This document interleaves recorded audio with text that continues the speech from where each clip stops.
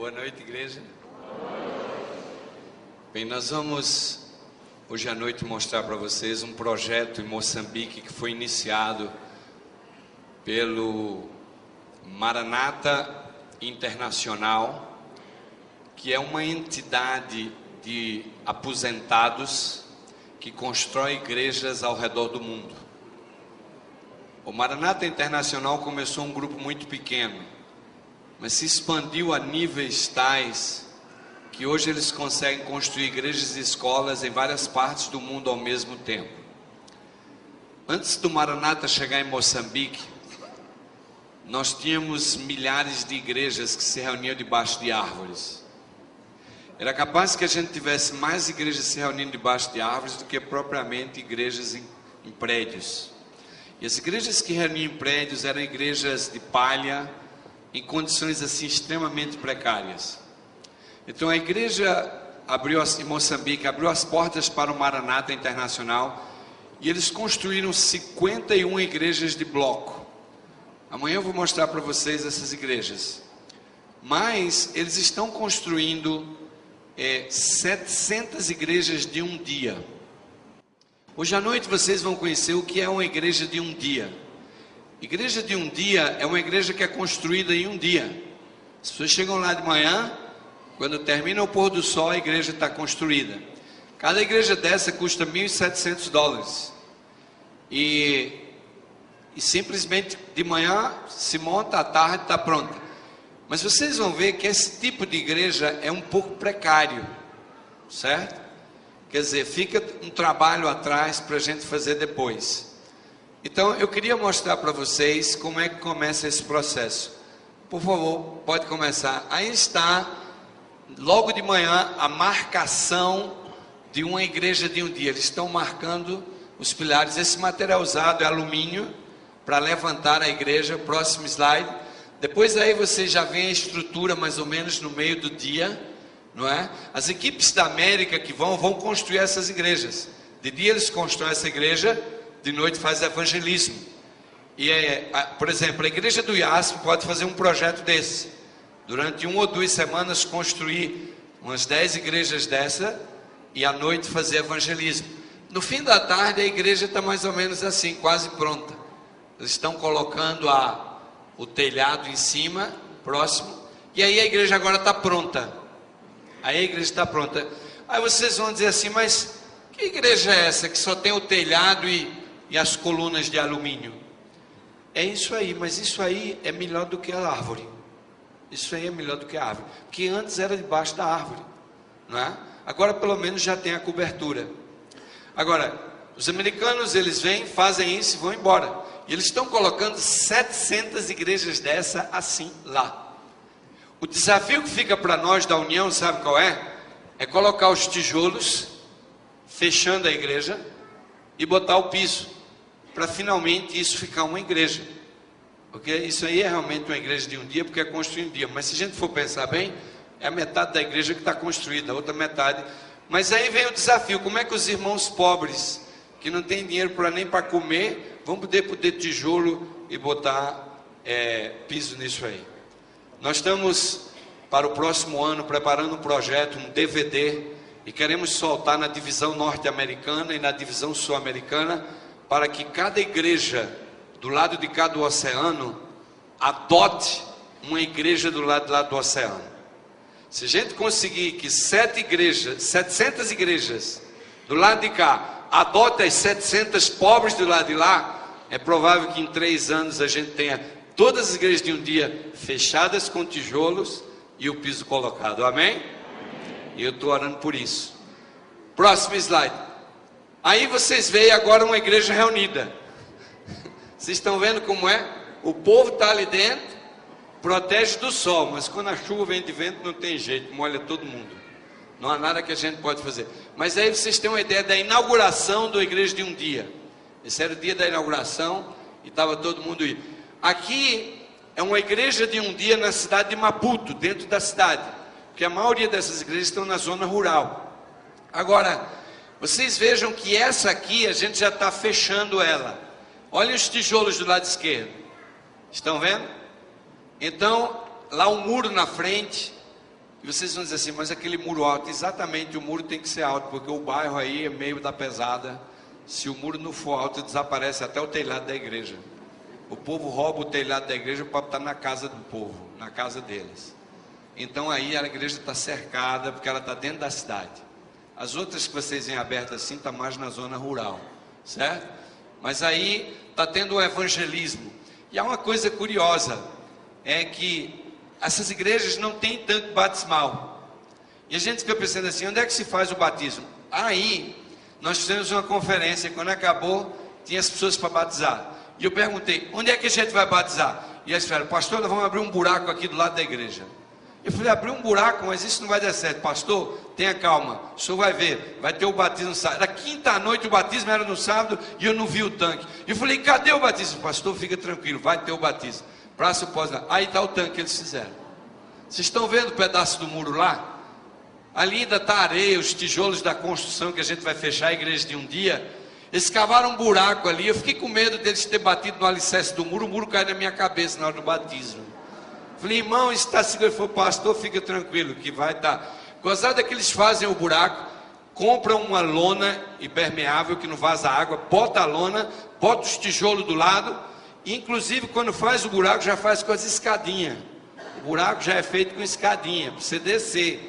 Pois enche o buraco d'água e olha o que acontece. Vem o batismo depois, amém? Amém? Eu fiquei maravilhado de ver a criatividade dos moçambicanos para batizar. Essa semana eu vou mostrar um outro lugar que eles estavam batizando. Ontem vocês viram o batismo no rio. Hoje vocês viram o batismo num buraco do lado da igreja. E agora eu vou mostrar um outro batismo na semana, não sei se amanhã ou depois. É muito interessante para vocês verem que é uma crise de tanque batismal. Não há dinheiro para construir igrejas com tanques batismais. Então a gente tem que ir se virando como pode para fazer esses batismos. Agora, eu estava viajando na estrada nacional e de repente eu passei na frente da igreja de um dia. E eu parei, era essa igreja. Olha o que os irmãozinhos fizeram. Aqui os irmãozinhos são mais caprichosos. Eles pegaram lá o material natural ali ao redor e cercaram a igreja. E eu falei, meu pai, que coisa, né? A gente, é um desafio. Essa igreja estava no meio da zona rural, pelo menos a 300 quilômetros para cada lado de uma cidade. E eu passei, vi a placa Igreja Adventista, e minha esposa disse, olha ali a igreja de um dia. Eu parei o carro, e nós então fomos olhar de perto a igreja. Olha por dentro, irmãos. Vocês veem o púlpito lá, dá para ver o púlpito? O púlpito está pintado de cal, branquinho, de madeira, é uma forquilha de árvore. Eles cortaram a árvore que tinha uma forquilha, botaram a tábua em cima. E os bancos aqui não dá para ver muito bem, porque ficou meio escuro. Mas o banco é o seguinte, eles cortaram aquelas forquilhas de árvore, botaram um do lado de cá, outro lado de cá, e botaram um tronco de árvore. 2 troncos de árvore. E os irmãos sentam naquele tronco de árvore. Vocês veem a criatividade dos nossos irmãos quando não se tem dinheiro, não é? Os móveis da igreja são todos naturais. E é dessa maneira que os nossos irmãos agora em Moçambique estão adorando a Deus na igreja de um dia. Um dos nossos projetos é fechar todas essas igrejas com tijolo e cimento. Nós aqui estamos falando de motocicletas para os pastores e tal, mas nós temos também outros projetos, como botar luz nas igrejas, que eu ainda vou falar, eletrificar igrejas, não é? E temos o projeto maior, e esse é o desafio maior, é botar parede, fechar essas igrejas e botar o piso dessas igrejas. E a gente vê o povo de Deus adorando em Moçambique de uma maneira decente, de uma maneira que realmente adore o nosso Criador. Nós queremos agradecer demais a igreja do IASP pelo que estão fazendo por Moçambique. E eu queria dizer a vocês que até ontem à noite já se contabilizou 4 motos para os pastores de Moçambique, amém? E eu estou perguntando a mim mesmo quantas motos vai sair daqui até sábado. Mas nós já temos 4 motos garantidas. 4 pastores já estão motorizados. E eu louvo o nome de Deus. Eu pensava que ia levar uma moto daqui. Já tem 4, eu estou feliz. Mas o Nelson anda tentando me convencer que eu vou levar 20. Mas eu acho que a fé dele está um pouco grande. Vamos ver o que é que vai acontecer até sábado. Que Deus vos abençoe. Amém. Maravilhoso Pai que estás nos céus. Que alegria cantar essa esperança de que não vai tardar e muito em breve Jesus vai voltar. Senhor, muito obrigado, porque no meio de tanto sofrimento, problemas, frustrações, nós temos essa esperança gloriosa da Tua volta. Dirige a palavra que vai ser falada agora, que Teu Espírito possa encher a minha mente, e que a palavra que saia da minha boca glorifique o nome do nosso Pai Celestial. E eu te peço isso no nome maravilhoso de Jesus. Amém. Eu nasci na igreja, e desde que eu nasci na igreja, eu já ouvi muitos sermões acerca da primeira mensagem angélica. Aliás, das 3 mensagens, esta foi a mensagem que eu mais vi ser pregada. Entretanto, eu não me lembro, em quase 50 anos de adventista, eu não me lembro de ter ouvido uma pregação sobre a segunda mensagem angélica. Eu já ouvi algumas poucas pregações sobre a terceira mensagem angélica, que eu vou pregar amanhã à noite. Mas a segunda mensagem angélica realmente parece, das 3, aquela que é a mais esquecida. E às vezes parece até que ela não tem assim muita importância, porque realmente não é muito pregado e também não é muito falado. E eu tenho que confessar que até um tempo atrás, mesmo já ministro, eu não sabia bem o que era a segunda mensagem angélica. Se vocês abrirem a Bíblia em Apocalipse 14, no versículo 8, nós encontramos assim um texto que diz alguma coisa, mas que não vai muito profundo no seu significado, embora o texto seja extremamente profundo. Apocalipse 14, e o versículo 8 diz assim: um segundo anjo seguiu dizendo: caiu, caiu a grande Babilônia, que a todas as nações deu a beber do vinho da ira da sua o quê? Da sua prostituição. E quando eu li isso aqui, eu só entendi assim: caiu, caiu Babilônia. Mas eu não sabia quem era Babilônia. E se eu não sabia quem era Babilônia, então eu não sabia quem caiu. Porque para saber quem caiu, eu tenho que saber quem é Babilônia. E depois a linguagem do profeta parece que vai assim para uma linha mais complicada, porque a mensagem diz assim que Babilônia caiu porque deu de beber do vinho da ira da sua prostituição a todas as nações. Vinho da ira da sua prostituição. Bem, eu como adventista do 7º dia não bebia vinho e também não me prostituía. Então a mensagem ficava meio vazia. Vinho da ira da sua prostituição, caiu, caiu a grande Babilônia. E eu tenho que confessar a vocês que quando eu comecei a estudar isso aqui, eu tive um pouco de dificuldade. E certamente alguns de vocês, deverá haver alguns remanescentes aqui nessa congregação, que também devem estar procurando estudar essas mensagens. Mas, meus queridos, eu descobri uma coisa.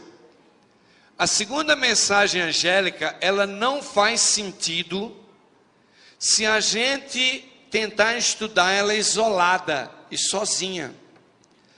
A segunda mensagem angélica, ela está conectada com a primeira mensagem angélica.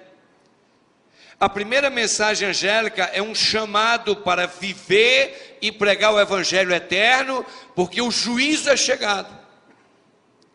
E a segunda mensagem mostra a condição do mundo que a gente vai pregar o evangelho. E é por isso que a segunda é tão importante quanto a primeira. Porque a segunda mensagem, ela alerta a igreja de Deus a respeito dos princípios que Babilônia abraçou e por isso caiu. Satanás, ele está tentando confundir a mente do povo de Deus. Porque na primeira mensagem existe uma missão preciosa de pregar o evangelho eterno a toda tribo, nação, povo e língua. Missão que nós estamos nos esquivando, porque dizemos que não temos o dom de dar estudo bíblico, ou porque eu sou muito ocupado, e porque chego sábado muito cansado. Mas na verdade você nem devia fazer trabalho missionário dia de sábado. Você é tão egoísta que você, quando quer fazer o trabalho missionário, você vai roubar o tempo de Deus, porque você não quer tirar o teu da semana. Essa é a grande verdade. Você tem que fazer trabalho missionário na segunda, na terça, na quarta, na quinta-feira e no domingo. E você tem que aprender a usar o teu tempo para fazer a obra de Deus, e não ficar roubando o tempo de Deus para fazer a obra dele. Dia de sábado não é dia de fazer trabalho missionário. E se alguém acha que eu estou blefando aqui, eu falo alguma mentira, por favor, abra o lado adventista e procure até no índice lá, e você vai ver muitos e muitos textos de Ellen White dizendo que sábado não é dia de fazer trabalho missionário. Vá fazer trabalho missionário no seu dia, não no dia de Deus. O dia de Deus é um dia de comunhão, de interação com o Criador. E meus queridos, a segunda mensagem angélica, ela traz embutido dentro da mensagem o princípio de Babilônia que Satanás está introduzindo dentro da igreja de Deus. É evidente que nós somos ou laodiceanos ou remanescentes. E hipótese nenhuma pode se passar pela nossa cabeça que somos babilônicos. Mas a realidade é que essa noite, eu estudar a segunda mensagem angélica, para entender essa mensagem, a gente tem que saber quem é Babilônia. Qual é o princípio de Babilônia?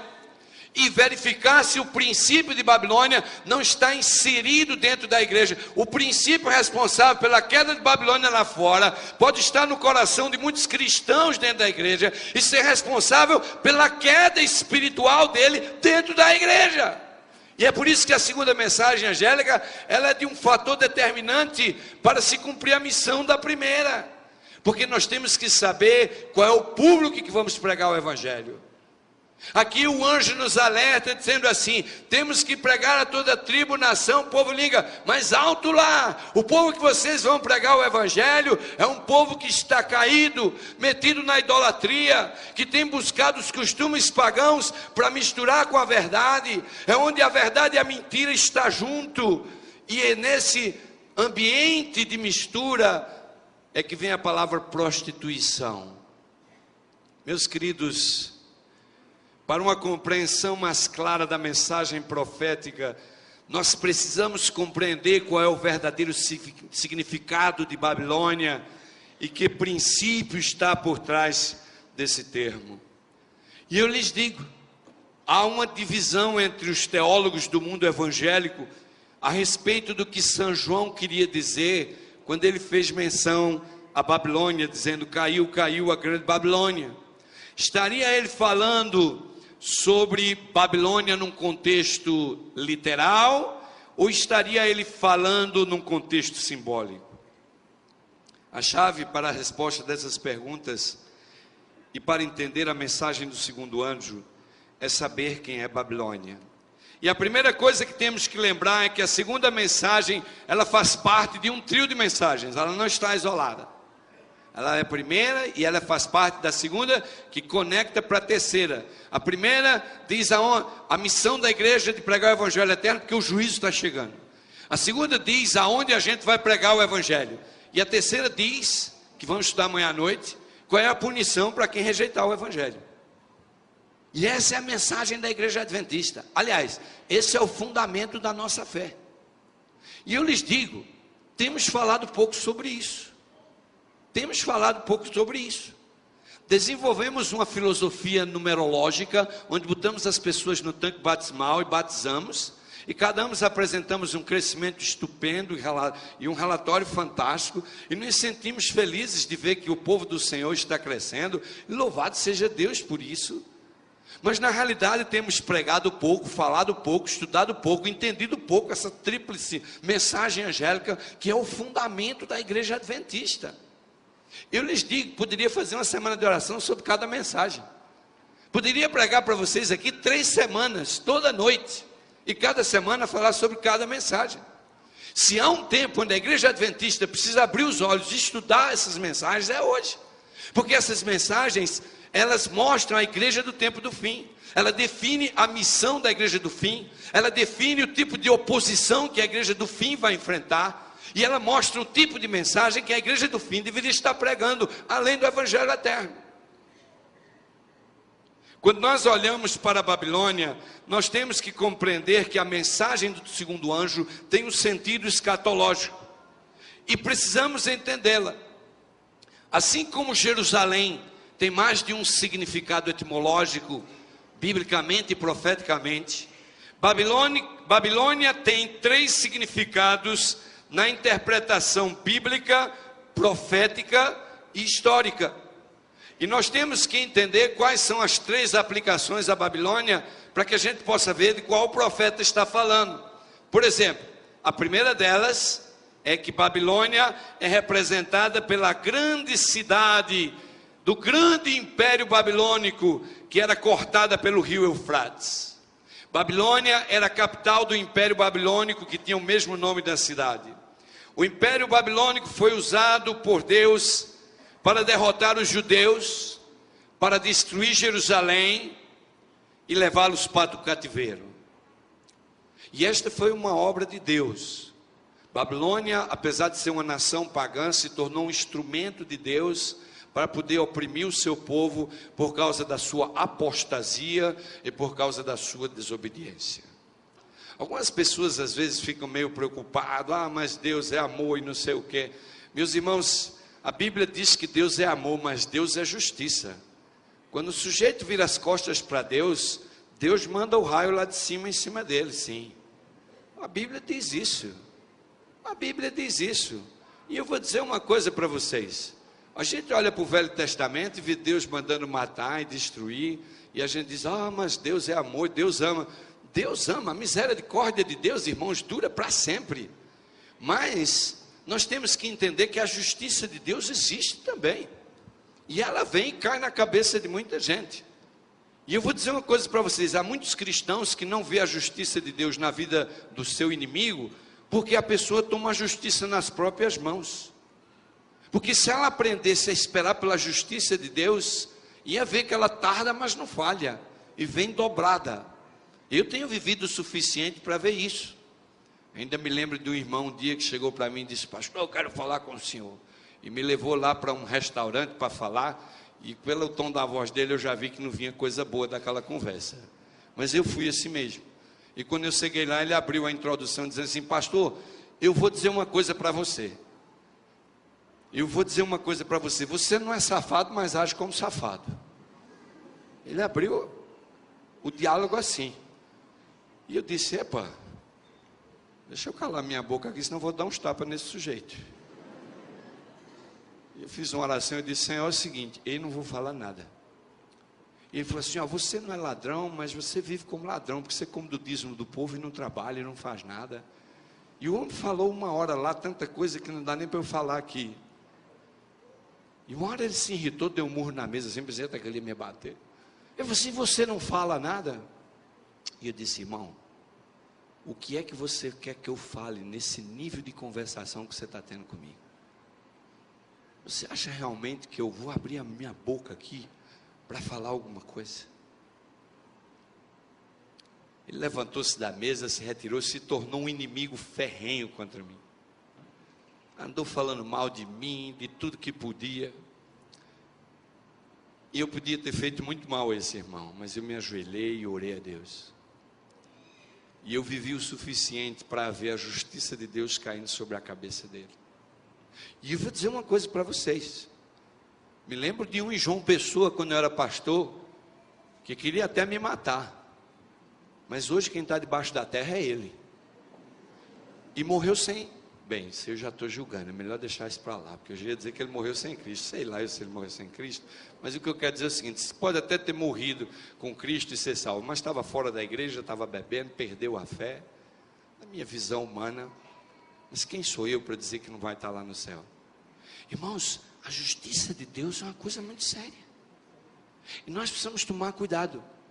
Há cristãos que tomam a justiça de Deus nas mãos dele e pecam, porque ela pertence a Deus.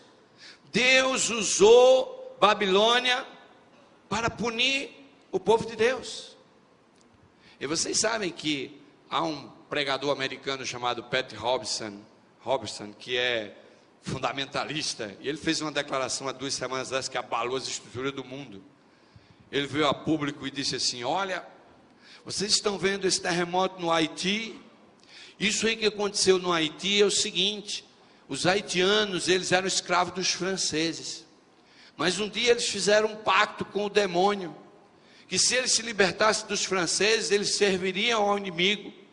E em 1891 eles foram libertos do jugo francês, e eles fundaram uma religião chamada Vodou, que é pior do que o candomblé brasileiro. E eles invocam culto aos mortos, e eles adoram os demônios, e fazem sessões de rituais com os mortos.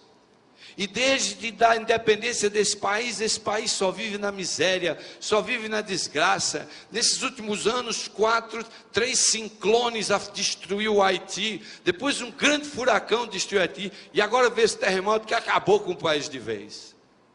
E vocês querem saber de uma coisa? Isso é a ira de Deus sobre o Haiti, para esse povo que é metido no vodou, e que adora o vodou, e que precisa se arrepender dos seus pecados. E é hora de pregar o evangelho para os haitianos, para eles se arrependerem dos pecados dele, que a mão de Deus está sobre ele. E ele disse uma coisa impressionante, ele disse assim: o Haiti é uma grande ilha com a República Dominicana. Vocês olham o lado direito da ilha que é cristão, não dá um terremoto, ciclone nenhum destrói nada lá, o país prosperou, cresceu, a economia está adiante, o mesmo território, o lado direito da ilha, o esquerdo é na miséria, sofre os temporais, sofre os furacões, sofre tudo. E ele dizia assim: Deus está abençoando o lado direito da ilha, amaldiçoando o lado esquerdo. Epa, isso deu uma confusão danada. Os evangélicos americanos vieram fora dizer que não concordava que Deus era amor. E olha, irmãos, longe de mim de querer julgar que esse fundamentalista americano esteja certo ou estou errado, mas o que eu quero dizer a vocês essa noite é de que Babilônia tem afrontado o nome de Deus, e a ira de Deus está próxima de cair sobre Babilônia. E nós, como remanescentes ou laodiceanos, precisamos abrir os nossos olhos. Meus queridos, a Babilônia antiga parecia uma fortaleza inexpugnável. Quem olhava para a Babilônia com seus jardins suspensos e a sua beleza, jamais podia imaginar que aquela nação poderia ser destruída. Será que São João estava falando realmente da queda de Babilônia? Da queda literal de Babilônia? Será que era isso que São João estava falando? Babilônia passava o rio Eufrates por debaixo dos muros da cidade, e a cidade tinha suprimentos que, ainda que fosse atacada por 20 anos, 30 anos, eles teriam como sobreviver, porque eles cultivaram sobre os muros suspensos agricultura, e havia água. E quando os medos persas, para cumprir a profecia bíblica, Ciro foi profetizado pelo profeta Isaías que ele ia destruir Babilônia. Diz que Ciro, sabiamente, talvez iluminado por Deus, teve a ideia de começar a pegar sacos de terra e botar dentro do rio.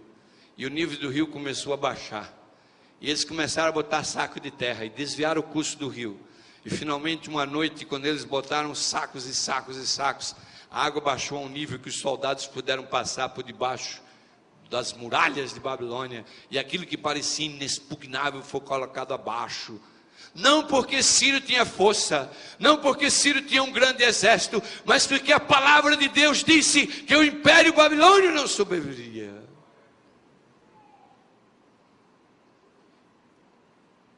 Nós podemos interpretar a Babilônia também como um termo claramente usado para referir-se ao Império Romano da época em que São João escreveu o Apocalipse. Nos escritos rabínicos, Babilônia é claramente uma referência ao Império Romano. Várias vezes nos escritos antigos se menciona Roma como a cidade do trono de César, como a grande cidade. Nos tempos antigos, Babilônia era para os profetas um símbolo do anseio por posses, poder, luxúria, grandeza e pecado. E para os judeus do primeiro século, parecia que Babilônia havia reencarnado com o seu poder abusivo de autoridade, luxúria e imoralidade, através do poder opressivo do Império Romano. O terceiro significado de Babilônia na Bíblia é uma referência aos poderes terrenais instigados pelo mal, se unindo com os que rejeitam o Evangelho eterno e se opondo ao povo de Deus em sua mensagem. O grande problema agora, irmãos, é identificar que Babilônia São João está se referindo. Mas o capítulo 18 de Apocalipse fala de uma Babilônia rica, que é grande em proeminência, é muito forte em poder comercial. No capítulo 17 de Apocalipse, Babilônia é mencionada como uma prostituta que está sentada em águas. E no versículo 15, o anjo fala claramente que este símbolo de águas refere-se a povos, multidões, nações e línguas. E quando a gente olha que Deus mandou que a pregação fosse pregado a povos, nações e línguas, e vemos que Babilônia é referência a povos, nações e línguas, nós chegamos à conclusão que São João, quando diz caiu a Babilônia, ele está falando dessas forças apóstatas que finalmente se levantarão para oprimir o remanescente de Deus e persegui-lo e destruí-lo, para impedir a pregação do Evangelho eterno. Meus queridos, olhando a primeira e a segunda mensagem junta, nós verificamos que o alvo da mensagem do primeiro anjo, que é pregar o Evangelho eterno, tem como público a Babilônia, que é descrita pelo segundo anjo como um poder pecaminoso e abominável, que está corrompendo o mundo evangélico e a igreja de Deus também. O poder de Babilônia é um poder corrompedor. E esse é o grande perigo. Por isso nós precisamos compreender que quando a Bíblia diz assim, caiu a grande Babilônia, está se referindo à Babilônia mística religiosa, que vai se unir à oposição ao povo de Deus. Mas qual é o princípio de Babilônia? Qual é o princípio deste povo que vai cair? Para compreender a obra funesta de Babilônia, de levar as pessoas à prostituição da mente e do coração, nós precisamos compreender o princípio que rege a conduta dessa Babilônia. Só assim entenderemos a segunda mensagem angélica. Nós, como somos muito zelosos da moral, geralmente quando cristãos, como falamos em adultério e prostituição, nós pensamos logo em sexo. Aliás, o mundo hoje está cheio de sexo. Há pessoas que vivem a vida só com o sexo na cabeça. Tem gente que tudo é a base de sexo. E o mundo está assim também. Porque se quer um filme para dar bilheteria, tem que ter sexo. Quer vender sabonete? Sexo na propaganda. Quer vender um carro? Sexo na propaganda. Querem vender tudo? Sexo na propaganda. É uma exploração comercial total do sexo, bombardeando a cabeça de todo mundo. Como se o sexo fosse a plena felicidade e o sucesso da vida de tudo. Meus queridos irmãos, a Bíblia fala em vários lugares de prostituição, adultério e fornicação, mas no sentido espiritual. E nós muitas vezes não nos apercebemos disso, disciplinamos os adúlteros do sexo, os que fornicam com o sexo, e passamos batido com os que fornicam e adulteram espiritualmente. Fechamos os olhos para eles. Usamos a letra da lei do mandamento do adultério, mas esquecemos de um outro mandamento que diz: não levantarás falso testemunho contra o seu próximo. E essa igreja devia estar disciplinando esses falsos que levantam coisas contra o seu irmão. Se queremos aplicar o mandamento do adultério aos adúlteros, que apliquemos o mandamento daqueles que usam a língua para levantar falso testemunho contra o próximo. Se a igreja de Deus estivesse usando o mesmo peso e a mesma medida na lei de Deus, não haveria tanta fofoca, não haveria tanta disseminação e desunião no meio do povo de Deus. Mas a lei é clara: aquele que levanta falso contra o seu próximo, ele é passível da mesma punição daquele que adultera. E o Deus é o mesmo, e o princípio é o mesmo, e a lei é o mesmo. Mas nós usamos dois pesos e duas medidas em face daquilo que achamos que é grave ou que é menos grave, que aos olhos de Deus é tudo a mesma coisa. Eu fui pastor de uma igreja que havia uma grande fofoca lá. Quando eu cheguei naquela igreja, a igreja parecia dividida em grupos, porque um grupo pintou a casa que eu ia morar, outro grupo consertou o encanamento, outro grupo abriu a conta bancária para mim. Quando eu cheguei lá já estava tudo pronto. Eu nunca cheguei num lugar para ser pastor para ver tudo pronto. E eu fiquei até meio assustado, porque isso não é normal, né? Depois eu comecei a receber as visitas dos grupos, todo mundo falando mal de todo mundo. Primeiro sábado que assumi a igreja, eu falei: olha, irmãos, eu só quero dizer a vocês o seguinte, que se nós vamos disciplinar os fornicadores e adúlteros desta igreja, nós vamos disciplinar os que levantam falso testemunho. E eu já estou falando aqui em alto e bom som no primeiro dia, para ninguém não me entender errado. Portanto, a partir de hoje, quando você abrir a boca para falar de mim, do seu irmão, de alguém, é bom você estar pronto para gravar o que vai falar e responder pelo que vai dizer. Porque se assim não for, você vai ser passivo de disciplina da igreja. E está escrito no manual, está escrito na lei de Deus. E vocês não vão acreditar, em 6 meses não havia nenhum fofoqueiro mais na igreja. E eu fiquei pensando assim, mas será possível? O povo só reage espiritualmente quando é ameaçado? E eu me lembro de Arquidi, um sujeito que não era adventista, ateu, mas todo sábado, domingo, quarta-feira estava sentado no banco da minha igreja. Arquidi tinha uma barbicha esquisita, meio branquelo, sentava do lado da irmã Rossana. E eu ficava assustado. Depois de um ano no pastorado daquela igreja, eu fiquei me perguntando assim, como era que aquele ateu aguentava ouvir meus sermões e estar todo sábado na igreja, e todo domingo, toda quarta-feira, ia para os acampamentos de carnaval da igreja, ia para todos os retiros espirituais da igreja. O homem não está. A irmã Rossana estava em todas e ele estava junto. E um dia eu cheguei para ele e falei assim: Arquidi, eu não sei como é que você aguenta, como é que você crê em Deus? Ele falou: pastor, o senhor prega muito lindo, suas mensagens são lindas, eu queria muito crer no senhor prega, mas eu não creio em nada que o senhor diz, Deus não existe. E eu disse: mas rapaz, você não crê em nada do que eu digo e nem do que você escuta aqui, o danado você vem para a lição da escola sabatina. E chegava cedo, irmãos, nem os adventistas lá chegavam cedo, mas ele estava lá das 9. E eu disse: mas Arquidi, me diz uma coisa, como é que você chega cedo na igreja, quarta-feira está aqui no pedir um culto de coração, e não podia, você é ateu, você não crê em Deus? Dei um desejado das nações, e ele lia. Eu disse: pastor, esse livro é maravilhoso. Eu falei: pronto, tocou o homem. Ele falou: só que eu não acreditei em nada que li. Vai morrer. Um dia eu disse: Arquidi, fala aí para mim, rapaz, por que você é melhor adventista do que um bocado que tem aqui na igreja? Ele disse: pastor, olha, eu vou dizer uma coisa para você, eu não creio em nada que vocês pregam aí, que vocês falam, nem nada. E ele cantava com a esposa, os hinos, tudo. Eu disse: mas o que é isso, Arquidi? Ele disse assim: olha, pastor, eu vou dizer uma coisa para você, eu faço tudo isso, sabe por quê? Por uma única coisa. Foi o que é? Disse: porque eu amo a minha esposa.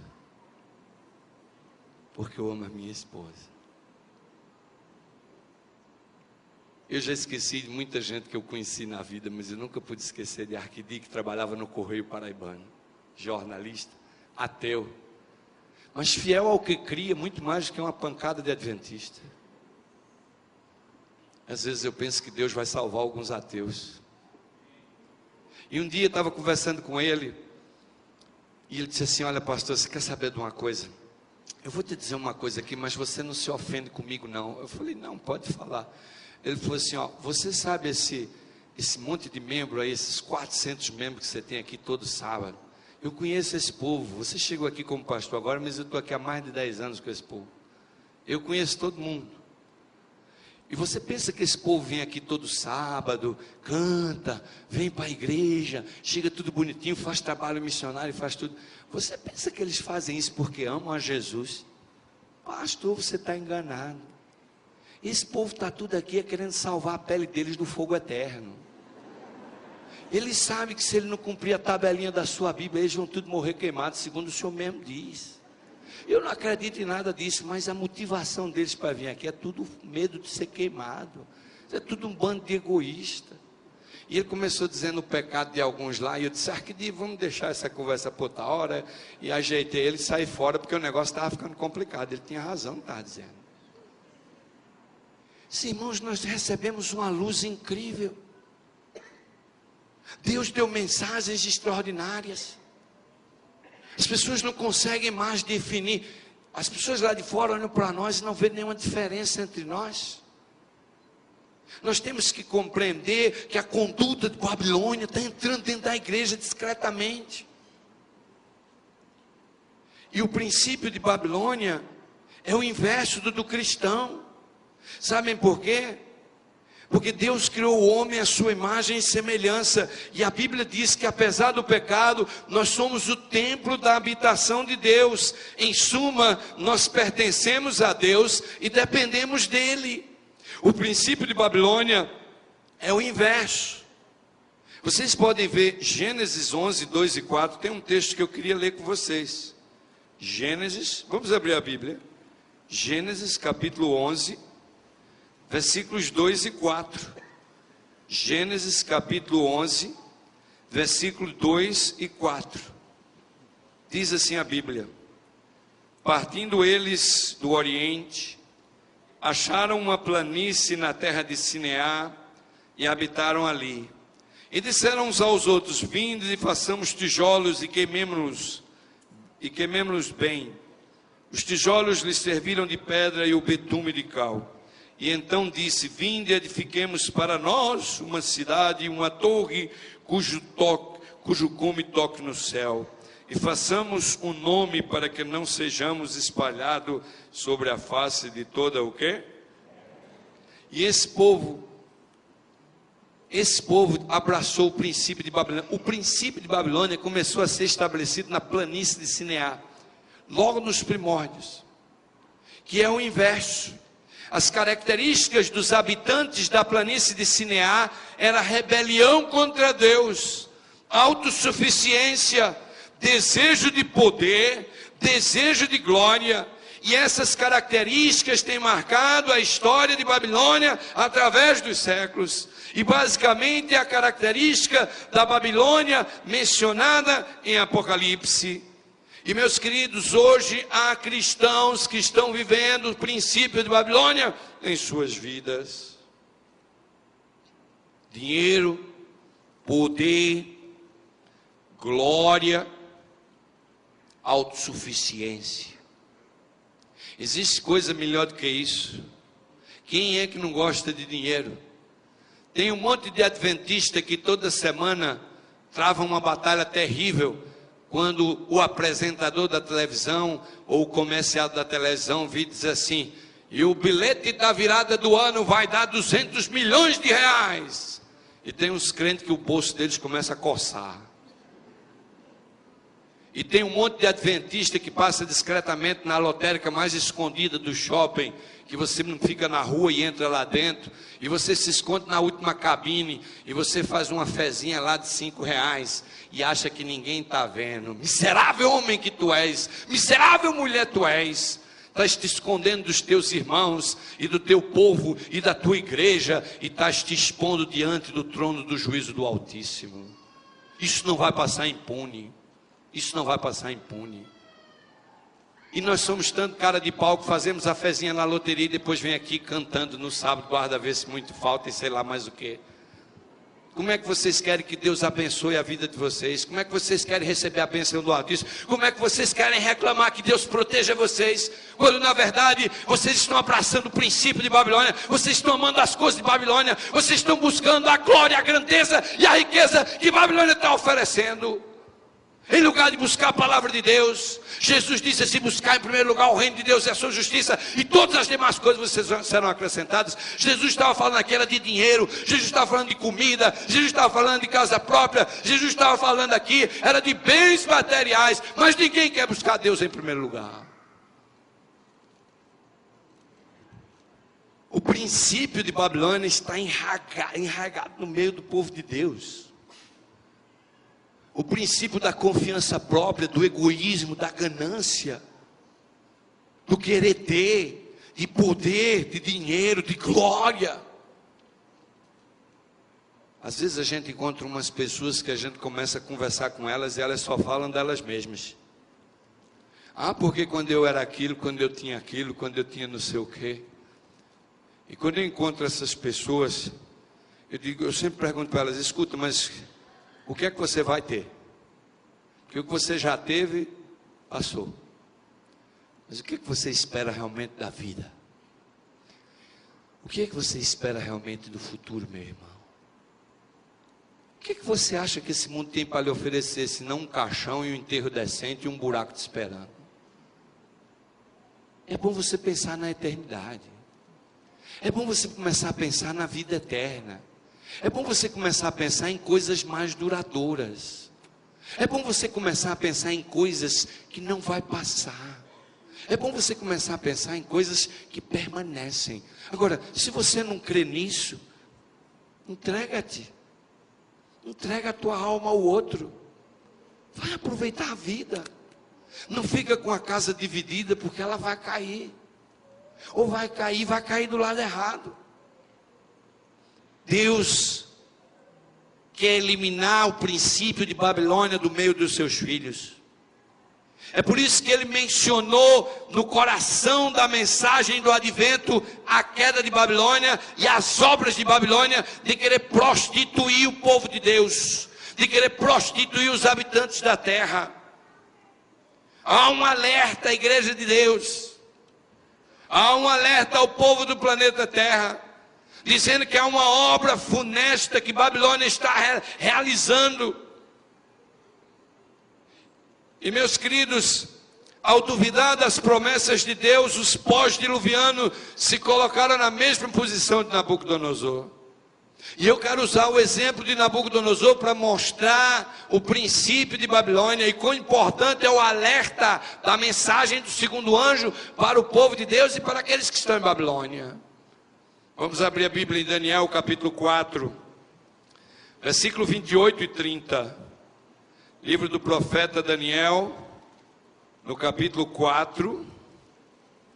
Livro do profeta Daniel, capítulo 4, versículos 28 e 30. E vejamos aqui o que Nabucodonosor fala. Este homem aqui exalta o princípio de Babilônia e define de uma maneira bem clara e nos ajuda a entender o que Deus realmente quer nos revelar através da queda de Babilônia.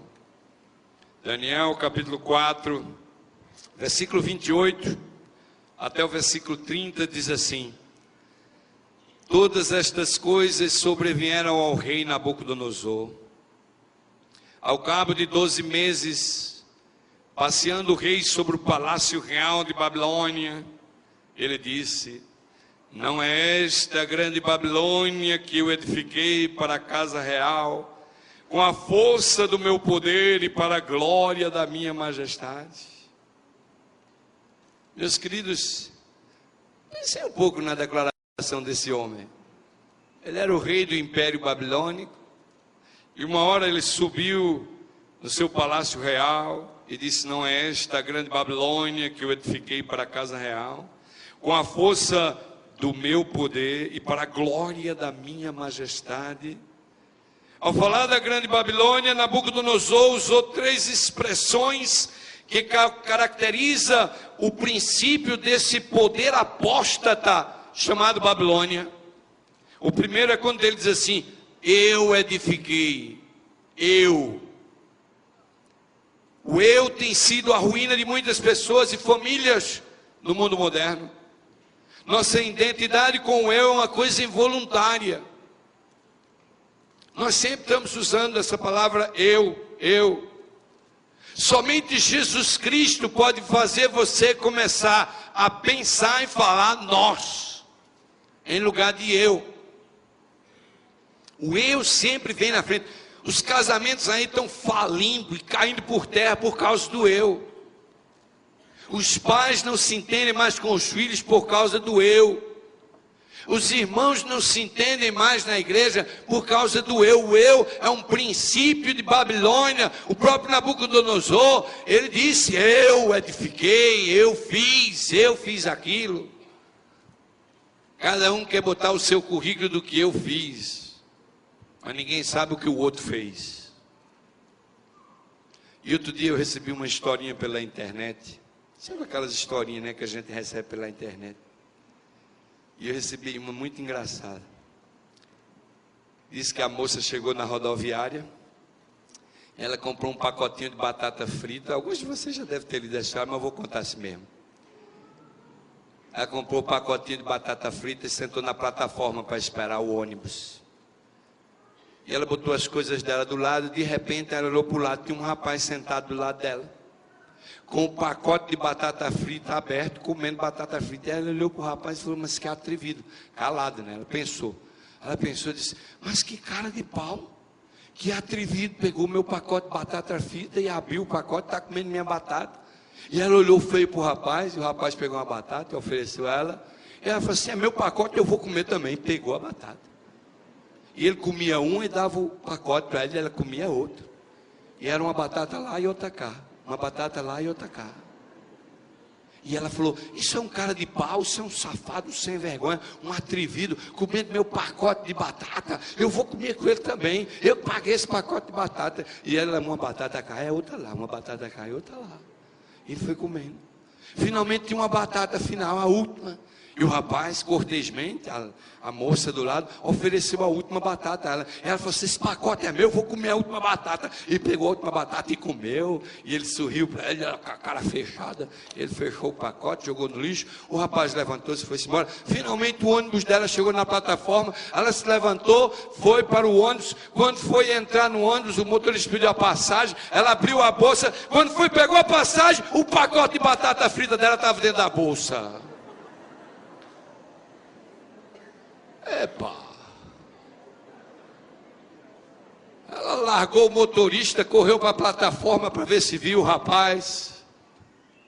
Era muito tarde, ela comeu a batata frita do rapaz todinho. E eu li essa historinha na internet e eu falei assim, mas a Bíblia não falha, né? A Bíblia diz que aquilo que a gente pensa do nosso irmão, ou que a gente fala mal do irmão, ou que a gente quer o mal para o irmão, termina caindo aonde? É uma questão de tempo. Meu querido irmão, se você quer ser feliz nessa vida, comece a pensar tudo coisa boa dos outros, porque a sua vida vai ser muito feliz. Vocês saem por aí falando mal e julgando os outros, e pensando mal dos outros, e não sabe que mais cedo ou mais tarde, tudo que você joga para o lado de lá, volta para o de cá, e volta na tua cabeça. Se a barreira do invisível caísse, você pudesse ver essa manobra do Altíssimo, você calava a sua boca e fechava o CPF do seu pensamento para falar ou pensar qualquer coisa de alguém. E você ia sentir a presença do Senhor no teu coração. Sempre eu. Nabucodonosor disse outro princípio de Babilônia. A força do meu o quê? O meu o quê? O meu poder. É impressionante como nós aprendemos a confiar em nós mesmos. Quanto mais você acredita na sua força, mais difícil você tem de confiar em Deus. Nossa autossuficiência espiritual pode ser uma tragédia para a vida cristã. Porque você acredita em você. Você acredita na sua capacidade de andar. Até um dia que o bicho te morde no pé e você começa a andar um pouquinho manco. Quebra uma perna, tem que andar de muleta. Vocês sabem que às vezes eu penso que Deus é bom demais. Nossa, eu agradeço toda hora a Deus. Olha, eu vou dizer uma coisa a vocês.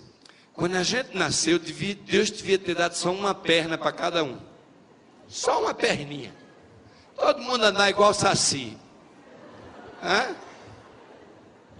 Você nunca teve duas, não ia nunca saber o que é andar com duas pernas. Certo? Você ia estar com uma lá feliz da vida, todo mundo pulando, pulinho, pulinho. Quem sabe até uma bengalinha para ajudar. Quando você fizesse 10 anos, Deus daria outra perna. E você ia andar com as duas e dizer, Senhor, obrigado por essa perna. Todo dia você ia agradecer a perna. Aí você nasceu com uma mão só. Aí aos 20, Deus dava outra mão. Aí você usava as duas, dirigia o carro com as duas. Senhor, obrigado pela outra mão. Aos 30, Deus dava o outro olho, que você via só com um só. Quando você visse com os dois, ai, Senhor, obrigado. A minha filha mais velha, ela sofria de uma miopia altíssima. A menina tinha 17 anos, já estava usando uns fundos de garrafa, que eu tinha até pena dela. E eu falei, já essa menina está cega. Um dia ela disse, pai, há um médico em Dallas que faz uma cirurgia. E fica boa dos olhos, fica. Levei ela lá nesse especialista, fez o exame de vista, marcou o dia da cirurgia. Meus queridos, eu nunca vi a minha filha tão alegre na vida. No dia que ela saiu daquela cirurgia, ela saía com os óculos escuros. Quando ela saiu pelas ruas de Dallas, ela dizia: Daddy, eu estou vendo. Ela gritava dentro do carro que eu estou vendo. E eu me lembro da felicidade do rosto dela, dizer que estava vendo. Nossa, ela disse: eu acho que eu era cega e eu não sabia, porque agora ela estava vendo. Oh, meus irmãos, quanta coisa maravilhosa Deus tem nos dado. Quanta coisa boa o Senhor do alto tem nos dado. Deus tem te abençoado tanto que você podia passar o dia em oração agradecendo.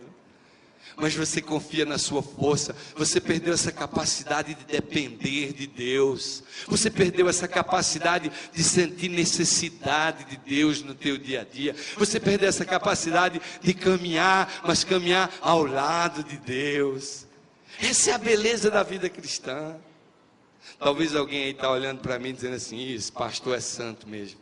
Esse pastor anda aí, Deus está andando do lado dele, é um homem de Deus. Olha, irmãos, cuidado quando vocês vão falar que alguém é um homem de Deus, porque o diabo pode estar em cima de você para você falar isso de alguém. Que conversa é essa de mandar dizer para o outro que é homem de Deus? Todo mundo aqui é homem de Deus, todo mundo aqui é filho de Deus. Olhe para você e diga: eu sou filho de Deus. Não olhe para mim e diga que é homem de Deus, não. Vamos clarear um ponto aqui. A minha responsabilidade é muito maior como ministro, mas não olhe para mim como santo. Alguém pode estar aí perguntando: será que ele pratica tudo que ele fala? Porque se ele não pratica, não pode pregar. Você acha mesmo que eu me lembro de alguma coisa que eu falei aqui depois que eu saio daqui da frente? Você tem ideia o que é que acontece comigo quando é que eu estou falando a você? Você tem ideia quem é que manda as palavras para minha cabeça quando eu chego aqui e falo? Quando eu tenho um papel escrito aqui que está dizendo uma coisa e depois aqui sai outra? E você é edificado? E se Deus vier aqui agora, o Espírito me impressionar a falar uma coisa que eu não estou praticando, eu vou dizer: eu não vou falar porque eu não estou pronto, eu não faço isso. Vocês acham que eu tenho tempo para pensar isso? Pare de me olhar como santo. Pare de me olhar como alguém que é perfeito. Pare de olhar para as pessoas. Pare de olhar para Bulhões e os Bezerra, Luiz Gonçalves, e abra a sua Bíblia e arrependa-se dos seus pecados e comece a consagrar a Deus e sinta o Espírito de Deus na sua vida. Ouça a voz de Deus falando a você. Você não precisa de intermediários para se conectar com o poder do Altíssimo, mas está sempre vivendo a vida cristã de muleta, querendo bons pregadores, querendo linda música, quando pode todo dia se ajoelhar ao pé da sua cama, abrir a palavra e encher-se da glória do Senhor Deus. Há alguma coisa errada com os laodiceanos. Se queremos ser remanescentes, é bom começar a olhar para nós mesmos, porque o pecado de Nabucodonosor era esse. Os princípios de Babilônia estão infiltrados no meio do povo de Deus. E a mensagem diz que Babilônia caiu, e muitos fiéis do povo de Deus vão cair também, porque estão permitindo essa prostituição e esse vinho maléfico de Babilônia sendo introduzido em suas vidas. A terceira coisa que nós encontramos na declaração de Nabucodonosor é que ele diz: para minha, o quê? Para minha glória. Naturalmente nós fazemos as coisas esperando reconhecimento. Nossa natureza carnal promove a nossa glória pessoal. Nesse aspecto, a mensagem de João Batista é um modelo para nós, porque ele olhou para Jesus e disse assim: é necessário que ele cresça e eu o quê? Amém? Eita, esse amém saiu fraco demais.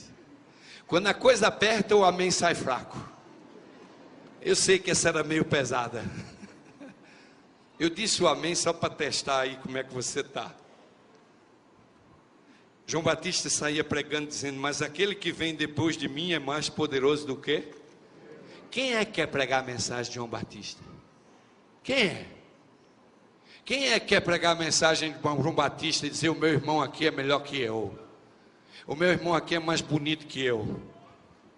Quem é que quer pregar a mensagem de João Batista? Quem é que quer pregar a mensagem de João Batista e dizer: o outro que vem é maior que eu? Quem é que quer pregar essa mensagem? Essa é a mensagem do remanescente. João Batista era um remanescente. João Batista foi o segundo Elias e o remanescente será o terceiro Elias. Essa é a mensagem que o povo de Deus devia estar abraçando, uma mensagem de humildade, uma mensagem de submissão. E a Bíblia diz, eu não tenho tempo para ler, mas a Bíblia diz aqui que a repreensão do céu veio a Nabucodonosor, no verso 31 e 32. Quando ele menos esperava, Deus tirou ele do trono e botou ele para comer grama. É a justiça divina. Meus queridos, amados irmãos, a origem do princípio de Babilônia, ela veio em Lúcifer no céu. Ele se estendeu pelo planeta da terra, na terra com a entrada do pecado. E aí o profeta diz assim: como tu caístes do céu, ó filho da alva, ó estrela da manhã. Como é que tu pudestes te corromper na beleza da tua santidade, na beleza que o Criador havia te dado? E Lúcifer dizia igual Nabucodonosor: eu subirei, eu serei, eu subirei acima das estrelas. É grandeza no coração, é o desejo de ser maior. E meus queridos, eu vou dizer uma coisa para vocês: a ruína dos cristãos é esse desejo de grandeza.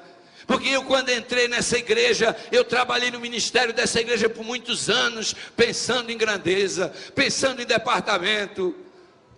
E tenho que confessar a vocês que a minha ascensão foi muito rápida. Com 3 anos e meio de pastorado eu virei departamental, não era nem ordenado. E mais de 3 anos e meio já estava na Seção Paulista Leste como JA. E de repente eu subia tão rápido, e o demônio vinha e dizia: Deus, você vai ser o JA da divisão. E eu fiquei com aquela maluquice na cabeça. Parecia um louco, pensando em posição, pensando em grandeza, trabalhando no ministério, pensando em mim, no meu poder, na minha grandeza, na glória que eu podia suscitar para mim. E eu disse: Senhor, eu vou embora para os Estados Unidos, que eu tenho que aprender inglês, porque um dia eu vou chegar na conferência geral. E eu tenho que confessar a vocês que eu até me envergonho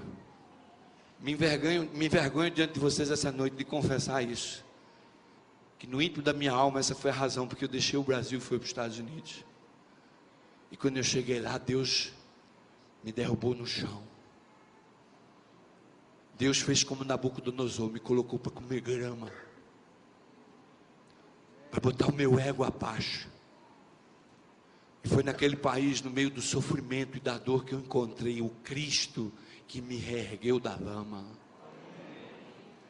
Eu me lembro quando eu era pastor e pregava sermões, e eu ficava na porta esperando os irmãos passar e dizer: que lindo sermão, que bom sermão, pastor, o sermão foi demais. Quando o povo tudo passava que não dizia nada, eu chegava em casa arrasado. Falei: mulher, o sermão hoje foi uma droga, ninguém disse nada. Um ministro pobre de espírito, essa é a palavra certa. Quando alguém passa hoje e diz que o sermão foi bom, me faz um mal terrível. Você não imagina. Se você gostou do sermão, passe na saída e diga: glória a Deus, amém? Amém. É, irmãos, a Deus seja toda a glória. As mensagens que eu prego hoje não são de mim. Não há capacidade ou habilidade nesse ministro para poder dar essa energia na pregação. É o Espírito de Deus que move. E se você acha que eu sou um instrumento, você pode ser um também, amém? Amém. Busque o Senhor. Abra seu coração, abandone os princípios de Babilônia, do eu, da grandeza, do poder. Submeta-se humildemente, deixe que Deus lhe use, e você vai ser uma luz a brilhar. Oh, meus queridos, amados irmãos, nós muitas vezes temos o pecado do orgulho como Lúcifer. Muitas vezes nós queremos, muitas vezes queremos ser melhor que os outros. Andamos no meio da igreja achando melhor que os outros. Eu passei muitos anos no ministério achando que era o melhor pastor do mundo, que era melhor que as outras pessoas, que havia pastor melhor do que eu. E às vezes eu fico triste, porque quando eu deixei a Paulista Leste, a imagem que ficou lá não foi muito boa. Não foi muito boa. O trabalho foi muito bom, mas as pessoas percebiam que eu era um egoísta. E mesmo depois de já estar nos Estados Unidos e ver o Senhor transformando meu coração, ainda vi comentários que muitas vezes me levaram às lágrimas a respeito de quem eu realmente fui, de quem eu realmente era. Mas eu descobri que não existe pastor bom, nem existe pastor ruim. E às vezes a gente diz: aquele é bom, aquele é ruim. Irmãos, isso é obra do demônio. O que existe é pastor que passa muito tempo de joelhos e pastor que passa pouco tempo de joelhos. O que existe é membro de igreja que passa muito tempo de joelhos e passa pouco tempo de joelhos. E isso é que vai determinar a diferença quem você é. É isso que vai determinar a tua identidade. É se a glória do Senhor vem resplandecendo e nascendo sobre ti, ou se ela não vem. Isso não tem nada a ver com B, com C, com escolaridade, com o doutor, com o grau que você estudou, não interessa. Essas coisas são de Babilônia. O que você precisa mesmo é se diplomar na palavra de Deus. O que você precisa mesmo é se engajar na missão de salvar pecadores, de pregar o evangelho, de ver as pessoas saindo do lamaçal do pecado e se tornarem novas criaturas em Cristo Jesus. Babilônia deu de beber do vinho da ira da sua prostituição a todas as nações, diz a segunda mensagem angélica. Isso é uma alusão à mulher impura que espalha uma loção perfumada com o objetivo de seduzir o outro. Envolvidos por este aroma do pecado, os seres humanos têm sua razão anestesiada e intoxicada pelos prazeres temporais deste mundo. Perdemos de vista a grandeza do evangelho eterno. Nossa conexão com as coisas terrenais está tão forte que as coisas espirituais já não conseguem mexer mais conosco. Já não há mais alegria e prazer em buscar as coisas de Deus. A mensagem do segundo anjo é um alerta à igreja de Deus. Fornicação e adultério são frequentemente usados nas escrituras como emblema de idolatria e falsa adoração. É uma expressão usada para mostrar o quão venenoso é a taça do pecado e mostra para nós que Babilônia está tentando corromper os humanos e o povo de Deus. Meus queridos, a mensagem do segundo anjo tem por objetivo anunciar a queda de Babilônia e de todos aqueles que amaram o princípio de Babilônia, da glorificação pessoal e da confiança nos méritos humanos. Esta mensagem é tão séria e importante que ela é repetida por outro anjo em Apocalipse 18. Esse anjo aparece que vem com uma força especial. A mensagem fala da queda de Babilônia e alerta que não vale a pena se corromper com o princípio de Babilônia. O anjo de Apocalipse 18, ele fala que caiu Babilônia novamente. É uma repetição da mensagem, é um alerta novamente que é dado. E junto com esse alerta, vem a mensagem do alto clamor, da intensificação da pregação do evangelho, uma mensagem que a igreja visível e invisível de Deus, remanescente escatológica, vai pregar para terminar a história da humanidade. Oh, meus queridos amados, nessa noite nós temos que ter a capacidade de olhar para o nosso interior e compreender que, apesar de nos sentirmos confortáveis dentro da igreja, estamos aqui sentindo seguros como bons cristãos, porque não nos sentimos adúlteros nem pecadores, e nós sentimos que tudo está indo muito bem, mas muitas vezes nós estamos abraçando os princípios de Babilônia, da glória pessoal. Muitas vezes nós estamos abraçando o princípio de Babilônia, de envolvimento com as coisas deste mundo. São horas e horas na internet, são horas e horas na televisão, são horas e horas em coisas que realmente vão lentamente nos separando do amor extraordinário de Deus. A Odisseia está corrompida pelo princípio de Babilônia e não vê a sua necessidade de reavivamento e reforma. Meus queridos, o tempo está passando. Há 2 anos atrás, quando eu estava aqui nessa plataforma pregando a vocês, o mundo era um. Mas eu olho para o mundo hoje e vejo uma grande diferença de 2 anos atrás. São terremotos, geadas, nevadas, cheias, desgraças por todo lado, violência, miséria, crise econômica mundial.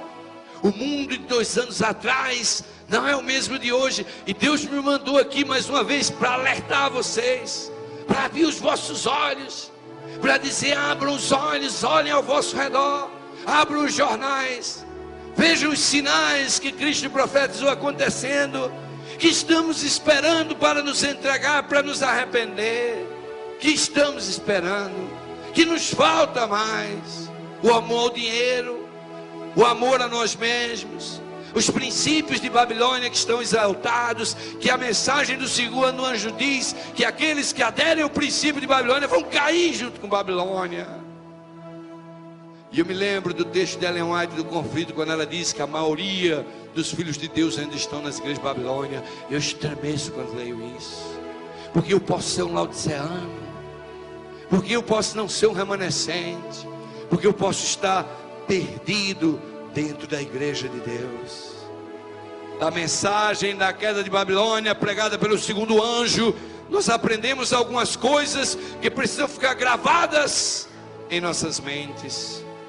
A primeira delas é que no final dos tempos haverá um poder apóstata, caracterizado pela união das nações com o poder eclesiástico. E este grupo vai cumprir os desígnios de Babilônia. E eu lhes digo, essa união já está mais adiantada do que você pode imaginar. Está você preparado para a perseguição? Está você preparado para fugir pelos valados, pela sua fé? Está você preparado para abandonar o conforto da vida que você construiu toda a sua vida inteira, para sair por aí afora sendo fiel à sua fé e ao legado do Deus eterno, da verdade do sábado? O quão disposto está você a se renunciar por Cristo essa noite? Quão disposto? O quão disposto está você a ter perdas por amor do seu Salvador? A batalha será entre Babilônia e os remanescentes, e não há neutros. Ou você está de um lado, ou você está do outro. Da mensagem do segundo anjo e da queda de Babilônia, nós aprendemos que os santos de Deus, por não se contaminarem com Babilônia, sofrerão uma grande perseguição. É o vinho da ira da prostituição de Babilônia perseguindo o povo do Senhor. A mensagem do segundo anjo, nós aprendemos que aqueles que amarem o princípio babilônico da glorificação pessoal e confiança nos méritos humanos se tornarão apóstatas, ainda que estejam dentro da igreja. Meus queridos, a Bíblia diz, e Apocalipse termina dizendo que Babilônia será destruída. Babilônia será destruída, amém? Babilônia vai ser derrotada. Vai chegar o momento que a música de Babilônia vai cessar. Não mais o merengue, não mais a salsa, não mais o rock and roll, não mais o samba.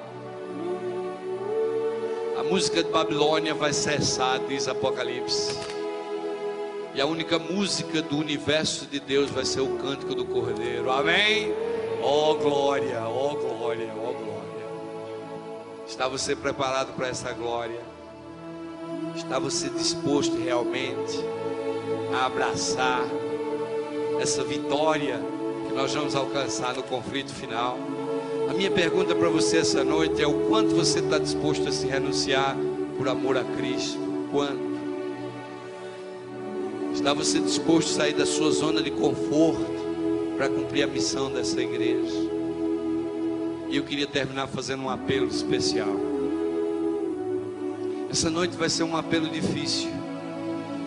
Essa noite não é um apelo para esse auditório todo, não. Esse apelo que eu vou fazer hoje à noite é para os corajosos, para aqueles que realmente querem uma mudança de vida. Mas você não se levante aí baseado na emoção, não, porque eu quero aqui na frente hoje à noite para orar por aqueles que querem a libertação. Eu quero orar hoje à noite por aquelas pessoas que estão dentro da igreja, mas ao ouvir essa mensagem hoje, essa noite, reconhecem que abraçaram o princípio de Babilônia, do eu, da glória própria pessoal. É para esses que eu quero falar hoje à noite. E eu não sei se você vai ter coragem hoje à noite de realmente assumir isso e vir aqui à frente se ajoelhar. Mas se você tiver essa coragem, eu sei que Deus vai te dar uma bênção muito especial. Se há alguém aqui que crê piamente depois de ver essa mensagem, que está abraçando os princípios de Babilônia dentro da igreja, vem aqui à frente, se ajoelhe, renda-se, desça perto do seu pecado, diga: Senhor, eu não quero mais, louvado seja Deus por estes corajosos.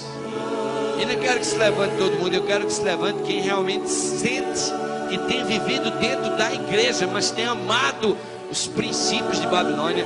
É por esses que eu quero orar essa noite, é por esses que eu quero pedir a Deus a libertação, para que Satanás não prevaleça nesses corações, para que o poder do demônio seja extingado das vossas vidas, para que você realmente sinta o refrigério da glória do Senhor alcançando o teu coração. Não relute. Se você sente que realmente tem vivido dentro da igreja abraçando o princípio de Babilônia, do egoísmo, do amor próprio, da grandeza pessoal, da glória pessoal, tenha a presença do Senhor essa noite, meu irmão, meu jovem. Vem buscar a libertação. Vem buscar a libertação. Deus está falando no teu coração. Eu vou ser essa noite. Eu vou pedir que Deus te liberte, porque eu sei que as cadeias do demônio estão te prendendo. Estão te prendendo no amor próprio, na autoconfiança, no amor a si mesmo.